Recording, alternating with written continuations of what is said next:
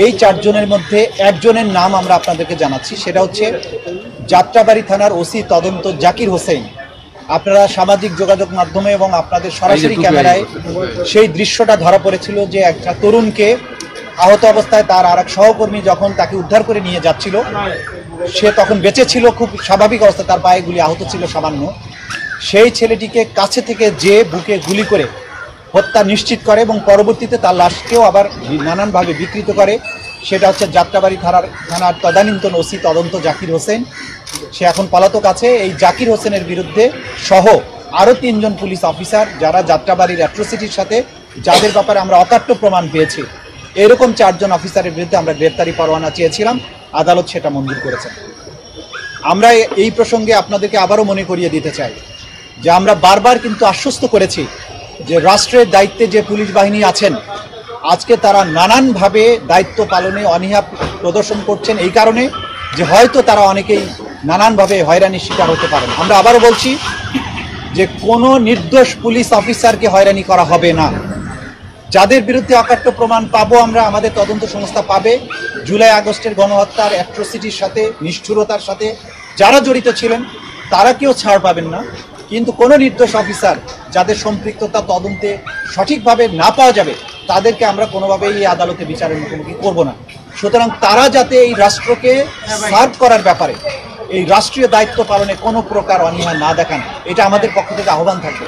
কারণ এই রাষ্ট্রটি যে পর্যায়ে এসেছে, এই রাষ্ট্রকে রক্ষা করা প্রত্যেকটা নাগরিকের যেমন দায়িত্ব, তারা আইন শৃঙ্খলা রক্ষার দায়িত্বে আছেন, তাদের দায়িত্ব, তারা নির্ভয়ে দায়িত্ব পালন করা উচিত যারা অপরাধ করেননি। কিন্তু যারা অপরাধ করেছেন, নিষ্ঠুরতা গণহত্যার সাথে আছেন, তারা ছাড় পাবেন না। এটা এই মেসেজ আমরা দিচ্ছি। আমরা দ্বিতীয় যে আবেদনটি মুভ করেছি সেটা হচ্ছে যে এনটিএমসির যে সাবেক যিনি ডিজি ছিলেন, বরখাস্তকৃত মেজর জেনারেল জিয়াউল হাসান, যার বিরুদ্ধে অভিযোগের তো অন্ত নেই, আমাদের তদন্ত সংস্থায় তার বিরুদ্ধে অসংখ্য অভিযোগ এসেছে, অসংখ্য হত্যাকাণ্ডের সাথে তার সম্পৃক্ততা, গুমের সাথে তার সম্পৃক্ততা, এগুলো আমাদের তদন্ত সংস্থা ইতিমধ্যেই প্রমাণ পেয়েছে। বাকি তো আরও তদন্ত পূর্ণাঙ্গভাবে হলে তার ব্যাপারে জানা যায়। তিনি অলরেডি আমাদের এই ট্রাইব্যুনালের আদেশে গ্রেপ্তারকৃত আছেন। তার কাছ থেকে আমাদের জিজ্ঞাসাবাদ করা দরকার কাদের মাধ্যমে তিনি এই হত্যাকাণ্ডগুলো ঘটিয়েছেন, বা তার কাছ থেকে এই বিস্তারিত তথ্য আমাদের জানার স্বার্থে আন্তর্জাতিক অপরাধ ট্রাইব্যুনালের যে আইন আছে, রুলস অফ প্রসিডিওর আছে, সেই অনুযায়ী তাকে আমরা একদিনের জন্য জিজ্ঞাসাবাদের বা ইন্টারোগেশনের জন্য অনুমতি চেয়েছি আদালতের। আদালত সেই অনুমতি দিয়েছেন একটা নির্ধারিত তারিখে। সেই তারিখটা আমরা আপনাদেরকে জানাচ্ছি না আমাদের নিরাপত্তার কারণে।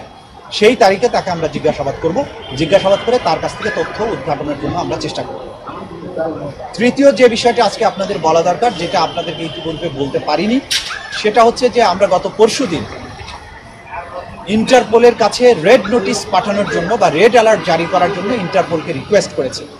আমাদের যে এই দেশের যে এক সময়কার যিনি প্রধানমন্ত্রী ছিলেন, যিনি এই মামলার আসামি, পলাতক আছেন, দেশের বাইরে আছেন, শেখ হাসিনা, তাকে আন্তর্জাতিক আইন অনুযায়ী ইন্টারপোলের যে ব্যবস্থা আছে, যে সিস্টেম আছে, সেই সিস্টেমের কাছে চিফ প্রসিকিউটরের অফিস থেকে আমরা রিকোয়েস্ট পাঠিয়েছি যে তিনি যেহেতু মানবতা বিরোধী অপরাধ সংগঠনের অভিযোগে অভিযুক্ত, তার বিরুদ্ধে গ্রেপ্তারি পরোয়ানা পেন্ডিং আছে, কিন্তু বাংলাদেশের জুরিসডিকশনের বাইরে তিনি চলে গেছেন, সেই কারণে আন্তর্জাতিক পুলিশিং সংস্থা হিসাবে ইন্টারপোল যাতে তাকে গ্রেপ্তার করার ব্যবস্থা নেয় এবং অন্তত তার ব্যাপারে রেড অ্যালার্ট জারি করে, সেই ব্যাপারে আমরা রিকোয়েস্ট পাঠিয়েছি।